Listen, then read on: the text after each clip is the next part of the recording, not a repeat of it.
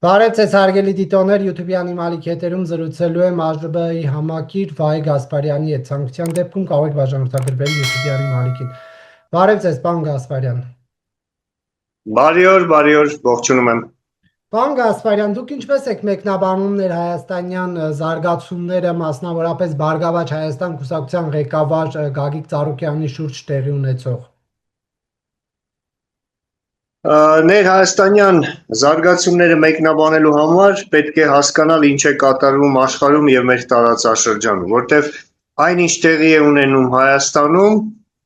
ունի հստակ աշխարհաքաղաքական ենթատեքստ եւ դրդապատճառներ։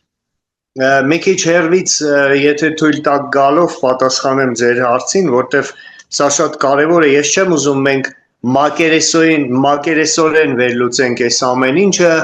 ինչ որ անձնական հաշիվներ մաքրելու պրիմիտիվ բաներ տեսնելով։ Ուրեմն 100 տարի առաջ ստեղծվեց ռուս-թուրքական ստատուս կվո Հարավային Կովկասում, ռուս-թուրքական համատեղ ագրեսիայի արդյունքում, որի հետևանքը եղավ Հայաստանի Հանրապետության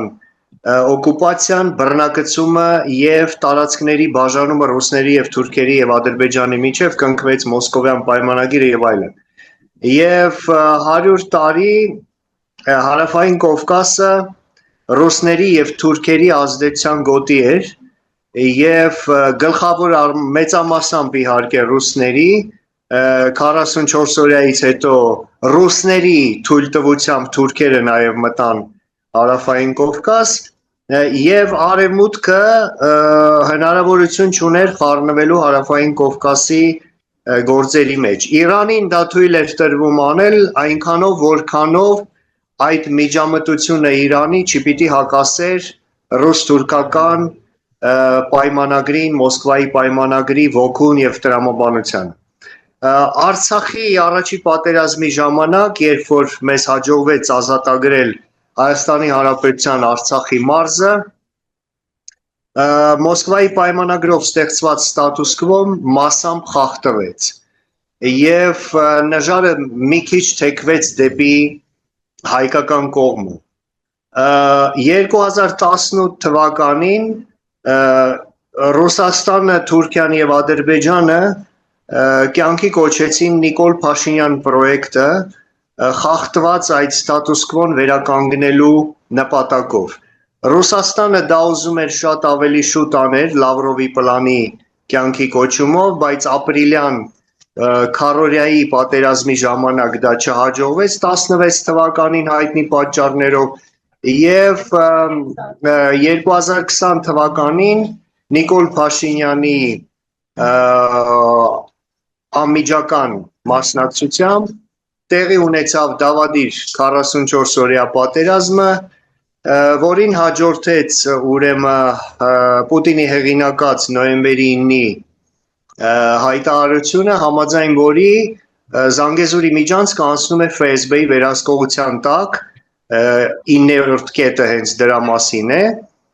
եւ Արցախը հայաթափվեց հետագայում եւ այլն։ Այսինքն Մոսկվայի պայմանագրի ստատուս կվոն ամբողջությամբ վերականգնվեց, դեռ մի բան էլ ավելի։ Եվ ռուս-ուկրաինական պատերազմի հետևանքով, երբ որ պատերազմը ձգձգվեց եւ Ռուսաստանը սկսեց թուլանալ, հյուծվել, մաշվել եւ Ռուսաստանի ազդեցությունը սկսեց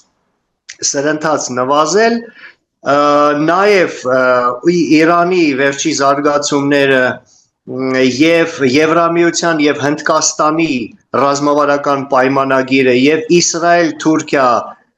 հակամարտությունը եւ հարաբերությունների սրումը բերեցին նրան, որ Արևմուտքը մտավ Հարավային Կովկաս, ԱՄՆ-ն եւ Եվրամիությունը ռազմավարական շահեր ունեն Հարավային Կովկասում, նրանք ուզում են Հարավային Կովկասի միջոցով նոր ճարտարապետություն կառուցեն։ Պարոն Գասպարյան, ներողություն, կներեք, ընդհատում եմ, հարցը հիշում եք, Ծառուկյանի շուրջ տեղի ունեցող զարգացումներն են։ Նարեկ ջան, եթե ինձ չընդհատես, ես կգամ դրան, որովհետև Ծառուկյանի Ներեք, դուք Աթաթուրք Լենինից եք սկսել մի քանի օր առաջ Այո, որովհետև այնինչ տեղի է ունենում Ծառուկյանի շուրջ, ունի, ես ասեցի, ենթատեքստ, հերիք է մենք գավառամիտ լինենք ու Ծառուկյանի հետ տեղի ունեցածը բացատրենք մենակ Փաշինյան-Ծառուկյան հարաբերություններով, չգիտեմ, վագրերով, կոկորդիլոսներով եւ այլն։ Մեր գավառամտության հետևանքով մենք այսօր կանգնած ենք այս տխուր վիճակում։ Եվ մենք պիտի հասկանանք, որ մենք պիտի մեր շուրջը սովորենք նայել եւ մեր քթից մի քիչ հեռուն սովորենք տեսնել։ Լավ, Եվ արևմուտքը երբ որ մտավ տարածաշրջան, տեղի ունեցավ արդեն մեր տարածաշրջանում տեղի է ունենում պայքար Հայաստանի համար նոր ճարտարապետության կառուցման նպատակով։ Արևմուտքը սկսեց ճնշում բանեցնել Նիկոլ Փաշինյանի վրա, ստիպելով նրան թուլացնել կախվածությունը Ռուսաստանից։ Պարզ է, որ Մոսկվան պիտի հակաքայլեր աներ, եւ այդ հակաքայլերը մենք տեսանք եւ սանկցիաների տեսքով, եւ Միշուստին Փաշինյան հանդիպման ժամանակ, եւ Պուտինին Փաշինյանի չստորագրելու տեսքով, եւ ուրեմն Սամվել Կարապետյանի ղեկավարած ուժի քայլերի տեսքով, դրան ի պատասխան արդեն հետևում են Փաշինյանի քայլերը, Ծառուկյանի ձերբակալություն, Նարեկ Կարապետյանի հանդեպ քրեական գործի հարուցում եւ այլն։ Սա է իմ պատասխանը։ Այսինքն ուզում եք ասել, որ ռուսական ազդեցությունն են փորձում թուլացնել։ Այո, արևմուտքը Ռուսաստանին դուրս է մղում մեր տարածաշրջանից, ճնշում բանեցնելով Նիկոլ Փաշինյանի վրա։ Արևմուտքը ճնշել է Փաշինյանին, որ Ծառուկյանին Փրենպոլին հետո ձերբակալեն։ Նարեկ ջան, ես նորից եմ կրկնում, արևմուտքը ունի ռազմավարական շահեր մեր տարածաշրջանում եւ ամեն ինչ անում է, որ Հայաստանը, Վրաստանը դուրս գան Ռուսաստանի ազդեցության տակից։ Բնական է, որ Հայաստանում դա պիտի արվի Նիկոլ Փաշինյանի վրա ճնշում բանեցնելով այն պարզ պատճառով, որ առայժմ ցավոք սրտի Նիկոլ Փաշինյանն է գործող իշխանությունը, որի հետ արևմուտքը ստիպված աշխատում է։ Իսկ թուլացնել Ռուսաստանի ազդեցությունը նաև նշանակում է թուլացնել Կրեմլահպատակ, Կրեմլի կողմից ղեկավարվող, կառավարվող ուժերի ազդեցությունը Հայաստանում, որոնց թվում է նաև Ծառուկյանի ղեկավարած կուսակցությունը։ Հիմա ռուսական Ես ամենևին չեմ ողջունում մարդուն գետնին փռելը կամ կենթանիներին քնեցնելը, որի հետևանքով կենթանիներից մեկը չարթնացավ, բայց ես լայն նայելով հարցին փորձում եմ հասկանալ այդ ամենի հետևում եղած լուրջ եւ իրական դրդապատճառները, որոնք կրկնում եմ աշխարհաքաղաքական են։ Հիմա Ծառուկյանի ազատազրկումը ինչքանով Հայաստանում թուլացրեց ռուսական ներկայությունը, ազդեցությունը։ Այնքանով, որքանով ռուսահպատակ ուժերը չեն կարող անել այն, ինչ նրանք կանեին, եթե չլիներ։ Ես նորից եմ ասում, ես չեմ արդարացնում այս քաղաքական հետապնդումները, ես ասում եմ, թե դրանց հետևում ինչա կանգնած։ Հասկանում եք, իմ խորին համոզմամբ Հայաստանում արդարադատությունը պիտի հաստատի ոչ թե Նիկոլ Փաշինյանը, որի արդարադատությունը խիստ ընտրովի բնույթ է կրում, որովհետև Նիկոլ Փաշինյանը այդ նույն 8 տարիների ժամանակ Ծառուկյանի հետևից չէր ընկնում։ Հակառակը Գագիկ Ծառուկյանը այսպես կոչված Թավշյա հեղափոխության ժամանակ Արմենիա Մարիոտում հանդիպեց Նիկոլ Փաշինյանին, սատարեց նրան, ողջունեց նրան, դաշնակցությունը քվեարկեց Փաշինյանի օգտին եւ այլն, եւ հետո ջուր էր բաժանում Փաշինյանի քաղաքական ուժը, հիշում եք ԲՀԿ-ի մարդիկ ջերմուկ եւ ջուր էին բաժանում հեղափոխական ժողովրդին։ Ես ասում եմ, արդարադատությունը Հայաստանում պիտի հաստատվի միայն ու միայն Հայաստանի ազատագրումից, դեօկուպացիայից հետո, երբ որ Հայաստանում կհաստատվի ազգային իշխանություն, որը անցումային արդարադատության միջոցով միջազգային իրավունքի համաձայն կպատժի բոլոր նրանք, ովքեր այս 35 տարիների ընթացքում չեն սպասարկել Հայաստանի Հանրապետության պետական շահերը ծառայել են օտարին։ Եվ հիմա այդ ձեր ասացի տրամաբանության շրջանակներում պետք է այլ ռուսամետ ուժերի առաջնորդներ էլ ազատազրկվեն։ Ես բացատրում եմ, նորից եմ ասում, Նարեկ ջան, պետք է լինի Հայաստանի ազատագրում, Հայաստանը պիտի անցնի անցումային արդարադատության միջոցով, որի ընթացքում պիտի պատժվեն բոլոր նրանք, ում պատճառով մենք հասել ենք այսօրվան։ Բոլոր նրանք, ով թալանել են հայոց բանակը, տնտեսությունը, էներգետիկան, բոլոր ոլորտները պետական դավաճանություն են կատարել, որի արդյունքում ծնվեց հնարավոր դարձավ Փաշինյան երևույթը, 44 օրյա դավադիր պատերազմը, Արցախի էթնիկ զտումը եւ այլն։ Այլապես մենք կունենանք նոր կորուստներ եւ կզրկվենք ընդհանրապես պետականությունից։ Մենք պետք է սովորենք մեղավորներին պատժել, բայց կրկնում եմ, դա պիտի անի ժողովրդի սերը եւ հարգանքը եւ վստահությունը վայելող իշխանությունը անցումային արդարադատության միջոցով, իսկ անցումային արդարադատությունը աշխարհում հայտնի մեխանիզմ է, որը թույլ է տալիս մեր նման վիճակում հայտնված երկրներին կատարել անցում գաղութային օկուպացիոն համակարգից դեպի ժողովրդավարական համակարգ։ Եվ սա միջազգային փորձ է, որ այդ ճանապարհով արդեն անցել են եւ Գերմանիան նացիզմից հետո, եւ Իսպանիան Ֆրանկոից հետո, եւ Արգենտինան եւ Չիլին։ Սա պիտի արվի միջազգային օրենքի եւ միջազգային կանոնների համաձայն, այլ ոչ թե ընտրովի արդարադատության, այսպես կոչված, ելնելով մեկ մարդու քմահաճույքից։ Պարոն Գասպարյան, տեսեք, դուք ասում եք պատերազմի հետևանքները պետք է մեղավորը պատժվի եւ այլն, բայց արդյունքում ու մորոք եղել է պատերազմը, նա ազատության մեջ է, իսկ Ծառուկյանն է ձերբակալվել։ Հիմա մենք Ծառուկյանի ձերբակալությունից ենք խոսում, բայց դուք ասում եք պետքա պատժվեն 44 օրյա պատերազմի մեղավորները։ Այս երկուսը ինչ կապ ունեն իրար հետ։ Պետքա պատժվեն բոլոր նրանք, ովքեր ում շնորհիվ հնարավոր դարձավ Հայաստանի այս աղետալի վիճակը։ Եվ նախկինները, որոնք թալանում էին տնտեսությունը, բանակը, հակաօդային պաշտպանությունը հանձնում էին Ռուսին, եւ գործող իշխանությունը, որի իշխանության օրոք տեղի ունեցավ 44 օրյա դավադիր պատերազմն, Արցախի էթնիկ զտումը։ Չգիտեմ, սրանից ավելի հստակ պարզել ոնց ասեմ, Նարեկ ջան։ Շատ լավ, պարոն Գասպարյան, դուք Facebook-ում մի գրառում էիք կատարել մոտ մեկ շաբաթ առաջ եւ առաջարկում էիք ձեր Facebook-յան ընկերներից հեռանան նրանք, ովքեր մի րոպե բառացի մեջ բերեմ ձեր գրառումը։ Ասում եք, որ պետք է ձեր Facebook-յան ընկերներից հեռանան նրանք, ովքեր ինչ-որ հույսեր են կապում Սամվել Կարապետյանի հետ, նրան ներկայացնելով Կալուգացի Սամվել, ինչու նման հայտարարություն տարածեցիք, ԱԺԲ-ն հույսեր է կապում այս ուժի հետ։ Ես ունեմ իմ անձնական կարծիքն ու դիրքորոշումը Սամվել Կարապետյանի եւ նրա ղեկավարած ուժի հանդեպ եւ իմ խորին համոզմունքն այն է, որ Սամվել Կարապետյանի ուժը կատարում է, այսինքն ինքնուրույն չի իր որոշումների մեջ, այսպես ասենք։ Սա իմ համոզմունքն է, սա իմ քաղաքական վերլուծության արդյունքն է եւ սա իմ իրավունքն է այդպես մտածել։ Բա ով է իրենց պարտադրում, ով է իրենց ուղղորդում, որ դուք ինքնուրույն չեք համարում իրենց գործողությունները։ Կարծում եմ այդ հարցի պատասխանը այնքան ակնհայտ է, որ դրա մասին չարժի խոսել։ Դե եթե ակնհայտ է, ասեք։ Իսկ ձեզ ակնհայտ չի ձեզ համար Սամվել Կարապետյանը որ երկրից է եկել եւ հասկանում ես Նարեկ ջան, մենք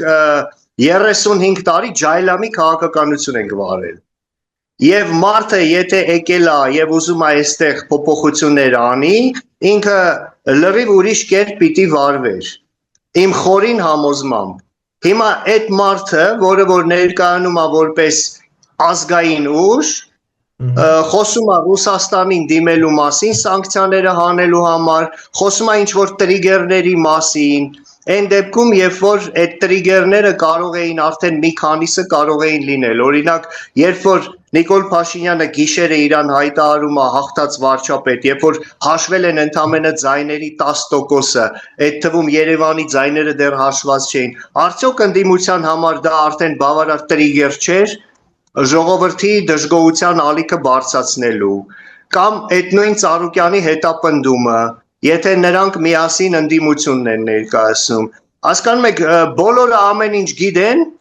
բոլորը ամեն ինչ շատ լավ հասկանում են, բայց ոչ մեկ չի ուզում ուղիղ տեքստով այդ ամեն ինչը մասին խոսի եւ բարձրաձայնի։ Դուք անուղակի չեք սատարում Նիկոլ Փաշինյանին, երբ որ դեմ եք արտահայտվում Սամվել Կարապետյանին։ Ոչ նախկին, ոչ ներկա ազգային ապագա։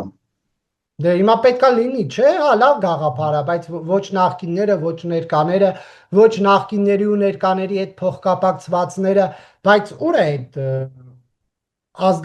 պայծառ ապագա բերողը, դուք դաշտում տեսնում եք։ Եթե դաշտում առայժմ չկա մի հստակ ազգային ուժ, ասենք թե չկա, դա ինչ է նշանակում է, որ մենք էլի պիտի նախկիններից մեկին բերենք, ներկաներից ինչ որ մեկին փոխենք, անձերը փոխելով համակարգը թողենք, հա, 35 տարի մենք նույն բանն ենք արել, հերիք չի։ 35 տարի մենք անձը փոխել ենք, համակարգը մնացել է։ Խնդրեմ, շարունակեք նույն ձևի, տեսնենք ուր կհասնենք։ Այնքան ենք անելու, մինչև պետականությունից զրկվենք, հա։ Ասենք մենք պիտի այս 35 տարիների ընթացքում ինչ որ դասեր քաղենք, թե չէ։ Թե մենք արդեն անհույս պրիմիտիվ ազգ ենք դարել, որ չենք կարող մենք մեր 35 տարվա պատմության դասեր քաղենք եւ ճիշտ ուղու վրա կանգնենք։ Դե ԱԺԲ-ն էր իրեն դիրքավորել որպես ազգային ուժ, բայց հիմա Սամվել Կարապետյանի ակցիաներին է միանում, հա, ծրագրերին ԱԺԲ-ն եւ Սեֆիլյանը իր վերջի հարցազրույցի ժամանակ ասեց, եթե պիտի լինի օրակարգը Նիկոլ Փաշինյանի հեռացումը, անցումային փուլը, որին պիտի հաջորդեն նոր ընտրություններ, արտահերթ ընտրություններ, ուրեմն այդ օրակարգի շուրջ արժի խոսել, բայց ես չեմ կարծում, որ Սամվել Կարապետյանը այն մարդն է, որը կսպասարկի այդ օրակարգը։ Սամվել Կարապետյանը եկել է վարչապետ դառնալու համար եւ ինքը դա չի թաքցնում։ Եվ այս հակասությունը ԱԺԲ-ում ավելի ընդգծված է, թե միայն դուք, պարոն Գասպարյան։ Հակասություն չկա, հակասություն որպես այդպեսին չկա, պարզապես իմ գործընկերները դեռ կարծում են, որ Սամվել Կարապետյանը կարող է նման օրակարգ ձևավորել, ես չեմ կարծում, որ դա կարող է տեղի ունենալ։ Միայն դուք եք այդպես մտածում, թե էլի կուսակցությունում կան մարդիկ, որ նման դիրքորոշում ունեն։ Չգիտեմ, հավանաբար կլինեն, չեմ խոսել ոչ մեկի հետ այդ թեմայով։ Պարոն Գասպարյան, Ռուսաստան ինչքան կշարունակի իր դիրքավորումը Հայաստանի նկատմամբ, որտեվ ընտրություններից հետո ակնկալվում էր փոփոխություն չեղավ,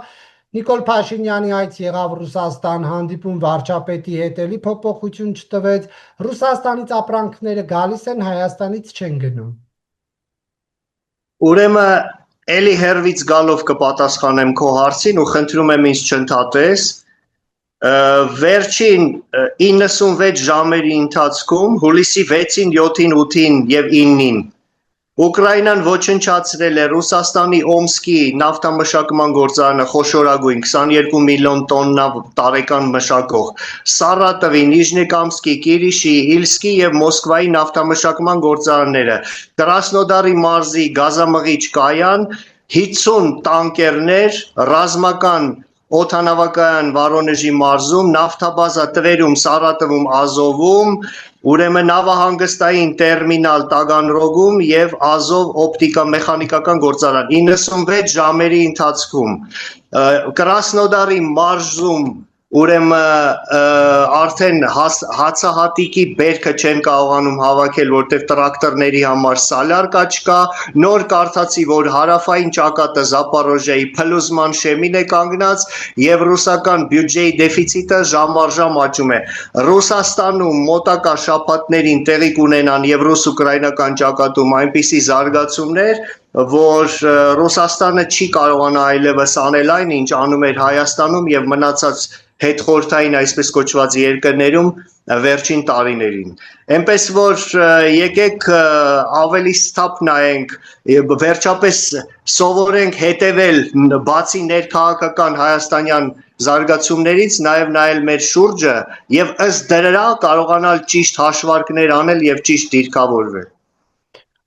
Պարզապես պարոն Գասպարյան, դուք մեր նախորդ հարցազրույցում էլ եք մոտ 1 ամիս առաջ, որ արեցինք, Ռուսաստանի կործանում էիք կանխատեսում կարճ ժամանակահատվածում եւ արդեն պետք է կործանված լիներ։ Ես տենց բան եմ ասել, Նարեկ։ Ես դե բառացի չեմ ասել եք կործանվելու է, բայց պետք է Ռուսաստանը լիներ Այսինքն ես ինչ որ կոնկրետ ժամկետ եմ նշել, որի դա պիտի տեղի ունենա։ Շատ կարճ ժամկետ էիք ասում, կարճ ժամկետը քանի տարին է լավ ձեր դեպքում։ Տարիների մասին չի խոսքը, ամիսների, եթե ոչ շաբաթների մասին է խոսքը։ Սենց էլ ասում էիք, շաբաթների մասին էիք ասում, դե առնվազն 4 շաբաթ անցել է։ Եվ Դե Ռուսաստանը հա ծանր վիճակում է, բայց կա։ Եվ այդ ծանր վիճակը անverջ տևելու է ըստ քեզ, տարիներ է շարունակվելու, հա։ Նախագահ Զելենսկին հունիսի 25-ին ասաց, որ նրանք ընդունել են 40 օրյա պլան Պուտինին ծնկի բերելու։ 40 օրը լրանում է օգոստոսի 5-ին եւ ես նոր ասեցի վերջի 4 օրերում ինչ կործանարար հարվածներ են հասցվել։ Ամերիկայի Միացյալ Նահանգները Լինսի Գրեմը հենց նոր հայտարարեց, որ դաժան այդ դժոխային սանկցիաները արդեն համաձայնեցված են նախագահ Թրամփի հետ։ Թրամփը արդեն թույլ է տալիս Ուկրաինային հարվածել Ռուսաստանի բոլոր օբյեկտներին։ Պուտինը ամեն օր անվտանգության խորհրդի շտաբ նիստեր անցկացնում։ Ռուսաստանում արգելվել է դիզվառելիքի, բենզինի եւ ավիակերոսինի արտահանումը երկրի ներսի շուկայում լուրջ խնդիրների պատճառով։ Եվ դուք կարծում եք, որ այդ վիճակում գտնվող Ռուսաստանը կարող է միանգամից ուղղել մեջքը կամ տարիներով այդ վիճակում լինել, հա։ Ձեզ համար ակնհայտ չի, որ այս ամեն ինչը շուտով վերջանալու է։ Լավ, սպասենք օգոստոսի 5-ին։ Պարոն Գասպարյան, անկլավների թեման ակտիվացավ Նիկոլ Փաշինյանի ճեպազրույցից եւ Բաքվից հնչած հայտարարություններով։ Ինչ հասկացաք Նիկոլ Փաշինյանի այդ խոսքերից, փոխանակման սցենար է լինելու, վերադարձի սցենար է լինելու, ինչ կարծիքներ ունեք։ Նորից եմ կրկնում, ստեղծվում է նոր աշխարհակարգ եւ այն պլանները, որոնք Նիկոլ Փաշինյանը բարձրաձայնում է, որոնք բարձրաձայնում են Ադրբեջանի պաշտոնյաները, Վլադիմիր Պուտինը, Ռեջեփ Թայիփ Էրդողանը, դրանք կիսատ են մնալու, որովհետեւ շատ շուտով տեղի են ունենալու այնպիսի փոփոխություններ, որոնց շնորհիվ լրիվ ուրիշ ճարտարապետություն է ստեղծվելու մեր տարածաշրջանում եւ Մոսկվայի պայմանագրի հիման վրա անօրինական գոյացած սահմանները չեն հաստատվելու, որովհետեւ աշխարհի մեծերին այդ սահմանները ձեռնտու չեն այլևս։ Աշխարհի մեծերին այստեղ պետք է լրիվ այլ ճարտարապետություն եւ Իսրայելի հայոց ցեղասպանության ճանաչման փաստը շատ խոսուն փաստ է ինքնին։ Հենց նոր կարդացի, որ Եվրոխորհրդարանը հատուկ բանաձև է ընդունել, պահանջելով թուրքական զորքերի դուրսբերումը Կիպրոսին եւ պահանջելով թուրքերից, որպեսզի նրանք կոմպենսացիայի վճարներ կատարեն Կիպրոսում, Կիպրոսի եւ հույն կանանց եւ աղջիկների հանդեպ սեռական ոտնձգությունների համար։ Այն Եվրոխորհրդարանը, որ մի քանի տարի առաջ Արցախի հետ կապված էր նույն բովանդակ հայտարարություններ անում, բայց որևէ մեկ ուշադրություն չէր դարձնում, որովհետև Եվրոխորհրդարանի բանաձևերը խորհրդատվական բնույթի են, այլ ոչ թե պարտադիր կատարման ուժ ունեն։ Եվրոխորհրդարանի բանաձևերը միգուցե խորհրդատվական բնույթ են կրում, բայց դրանք նշмарում են այն տրենդը, որը գոյություն ունի արևմուտքի քաղաքականության մեջ։ Իսկ ինչ կասեք Հագայի դատարանի որոշման մասին, համաձայն որի Արցախի մեր հայրենակիցները իրավունք ունեն առանց խոչընդոտի եւ միջազգային երաշխիքներով վերադառնալ Արցախ։ Այդ ամենը կատարվում։ Որովհետև դեռ ժամանակը չի եկել, ամեն ինչ ունի իր ժամանակը։ Լավ, ես կուզեի մենք մի փոքր հետ գնանք, պարոն Գասպարյան, դուք այս նոր աշխարհակարգի հաստատման մասին ասեցիք եւ խոշոր խաղացողների, ովքեր են այդ մեծ խաղացողները եւ բացահայտեք, ինչ գիտեք, ինչ աշխարհակարգ է այստեղ ձևավորվելու։ Եվրամիության ռազմավարական շահերից է բխում կայուն տնտեսապես շահավետ եւ անվտանգ ճանապարհ բացել դեպի Հնդկաստան, Հնդկաստանը կապելով Եվրամիության հետ ի հակակշիռ չինական ագրեսիայի, չինական էքսպանսիայի տնտեսական։ Ամերիկայի Միացյալ Նահանգների ռազմավարական շահերից է բխում Կենտրոնական Ասիայի երկրները, Ղազախստանը առավելապես, որոնք հարուստ են հազվագյուտ մետաղներով, կապել Եվրոպայի հետ։ Եթե նայենք քարտեզին կտեսնենք, որ ամենահեշտ, կարճ, շահավետ եւ անվտանգ ճանապարհը դա անելու Իրան, Հայաստան, Վրաստան այդ միջանցքն է։ Իրանի հետ հարաբերությունները կարգավորելուց հետո իսկ Դոնալդ Թրամփը ասեց, որ բանակցությունները ավարտվել են եւ այս ռեժիմի հետ նա այլևս խոսալու բան չունի, փաստորեն ԱՄՆ-ն եւ Իսրայելը կոշտացնում են իրենց դիրքորոշումը եւ գնում են դեպի ռեժիմի տապալում, Իրանի հետ հարաբերությունները կարգավորելուց հետո այդ ճարտարապետությունը, որի մասին ես խոսեցի, կյանքի կկոչվի եւ այդ ճարտարապետության ապագա այդ ճարտարապետության տրամաբանությունից ելնելով են ստեղծվելու մեր տարածաշրջանում նոր սահմաններ, ավելի շուտ ոչ թե նոր, այլ հաստատվելու են օրինական սահմանները համաձայն միջազգային իրավունքի եւ ստեղծվելու են նոր պետություններ, օրինակ Քրդստանը։ Ես մի քանի օր առաջ կարդացի թուրք վերլուծաբանների եւ քաղաքագետների հարցազրույցը, որոնք խոսում էին նրա մասին, որ Ամերիկայի Միացյալ Նահանգների եւ Իսրայելի հատուկ ծառայությունները պլաններ ունեն արդեն մշակված Քրդստանի ստեղծելու եւ Թուրքիայի մասնատելու ուղղությամբ։ Եվ խոշոր խաղացողները իհարկե դրանք ԱՄՆ-ն է, Եվրամիությունը, Իսրայելը, Իրանը, որը ռեժիմը փոխվելուց հետո կդառնա աշխարհիկ եւ արևմտամետ երկիր, եւ իհարկե Հնդկաստանը։ Այդ երկրների շահերը ռազմավարական համընկնում են մեր տարածաշրջանում եւ համընկնում են մեր Հայաստանի ազգային շահերի հետ։ Սա միջև օգոստոսի 5-ի իրադարձությունները տեղի կունենան, թե դրանից հետո, պարոն Գասպարյան։ Ես կարծում եմ, որ այս տարվա երկրորդ կեսը շատ հարուստ կլինի իրադարձություններով։ Եվ պատահական չի, որ 2026 թվականը կարմային տարի է համարվում։ Շատ լավ։ Ես քո հարցերի ենթատեքստը հասկանալով թերահավատությունը ժամկետների կամ ինչ որ նույնիսկ միգուցե հեգնական հարցերը, դու երիտասարդ ես չես հիշի, բայց ես լավ հիշում եմ ուրեմն 91 թվականի մարտ ամսին 1991 թվականի մարտ ամսին Միխայել Գորբաչովը խոսում էր նորացված խորհրդային միության մասին, հանրաքվե անցկացրեց 80 քանի տոկոս կողմ ձայներ հավաքեց, եթե այդ ժամանակ 91 թվականի մարտ ամսին որևէ մեկիս ասեին, որ օգոստոսին լինելու է հեղաշրջում Կրեմլում, իսկ դեկտեմբերին 91 թվականի դեկտեմբերին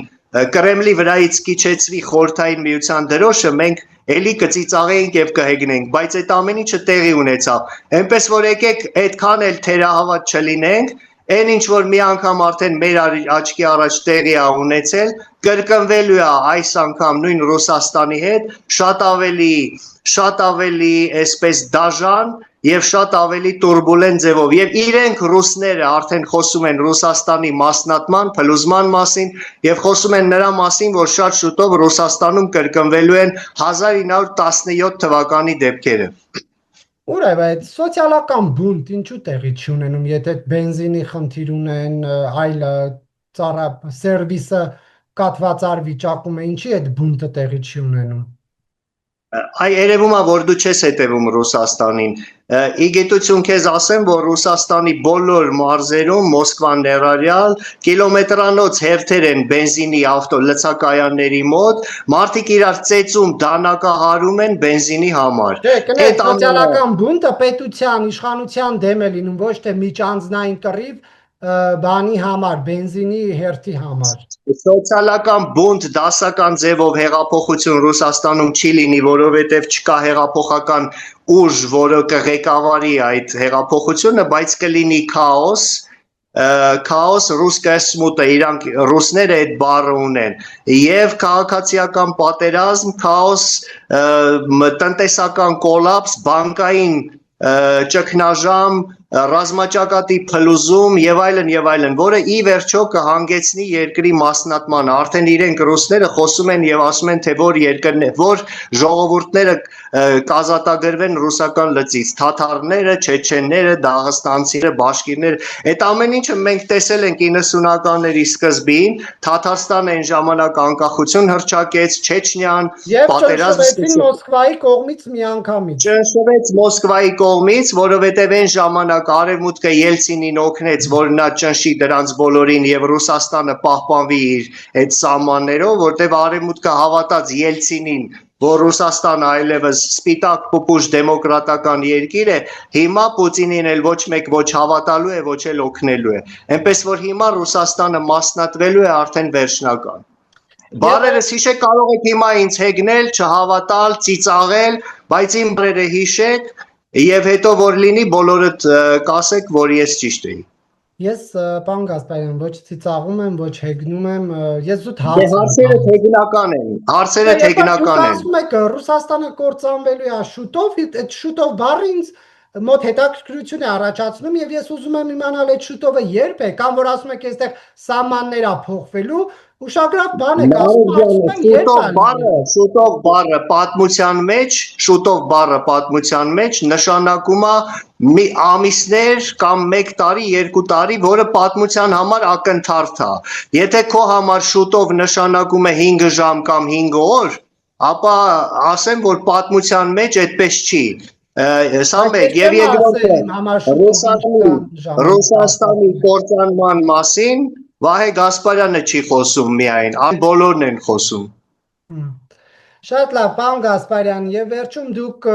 հիշեցիք Իսրայելի կողմից հայոց ցեղասպանությունը ճանաչելու այդ գործընթացը։ Նախ սա առաջին անգամը չէ, Իսրայելը տարբեր ժամանակներում իր քաղաքական շահերը հաշվի առնելով եւ Անկարայի հետ հարաբերությունները այս հարցը օրակարգ է բերել։ Ադրբեջանական լրատվամիջոցները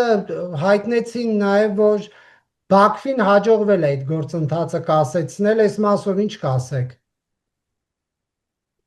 Բաքվին ոչ մի բան չի հաջողվել, որտեղ կառավարությունը միաձայն ճանաչել է հայոց ցեղասպանությունը։ Հա, խորհրդարանը, որը պետք է վավերացնի, շուտով խորհրդարանը չճանաչելը ոչինչ չի նշանակում, որտեղ Իսրայել պետությունը